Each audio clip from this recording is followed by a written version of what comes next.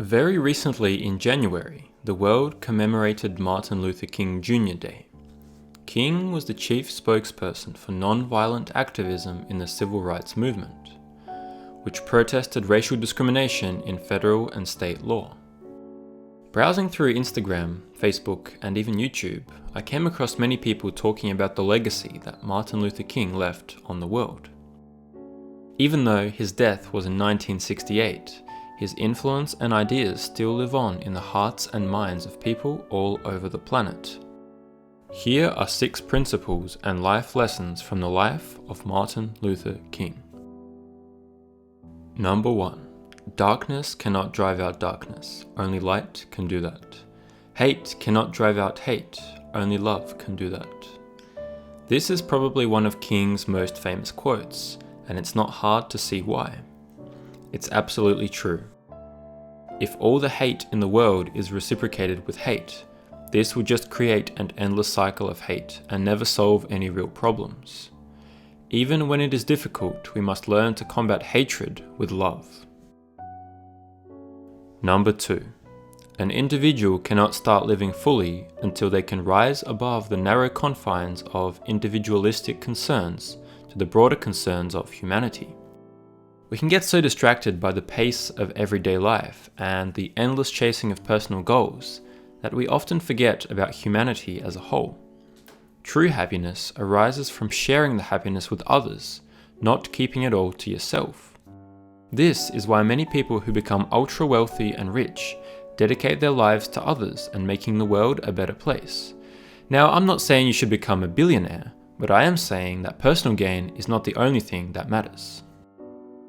Number 3. We must all either learn to live together as brothers and sisters, or we are all going to perish together as fools. It seems we live in a time of endless conflict, both on a small and global scale. If the world keeps fighting with each other, there is only one way that can end, and I'm willing to bet that it's not an ending that many people want to be a part of. Number 4. Every single one of us must decide at some point in life whether they will walk in the light of creative altruism or in the darkness of destructive negativity and selfishness. As I touched on before, we all have a choice to make. And the more people that decide against the path of selfishness, the better our life on planet Earth will become. Number 5.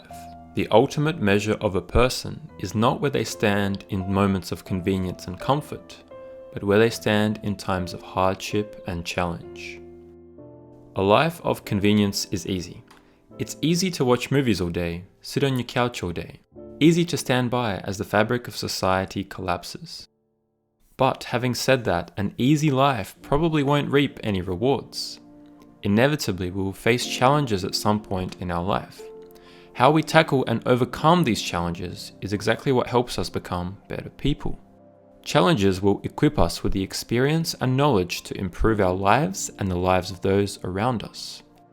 I know many people who dive headfirst into challenges, even actively seek out harder and harder things to do for exactly this reason. And finally, number 6. This is no time for complacency or apathy. This is a time for positive and vigorous action. This was true in 1968, and it still holds true in 2022. Especially in our modern world, which changes every day, we have to be proactive in taking positive actions to move forward, as people and as a society. Even little steps can make a difference. Thank you very much for watching the video. As we can see, Martin Luther King inspired and continues to inspire millions of people all around the world with his life lessons and wisdom. If I can leave you with one thought, it would be this. Even if you can do one little thing every day from a place of love instead of from a place of hatred, I guarantee your life will become better. Let me know how it goes, and see you next time on Time to Improve. I have a dream that my 4 little children will one day live in a nation where they will not be judged by the color of their skin, but by the content of their character. I have a dream today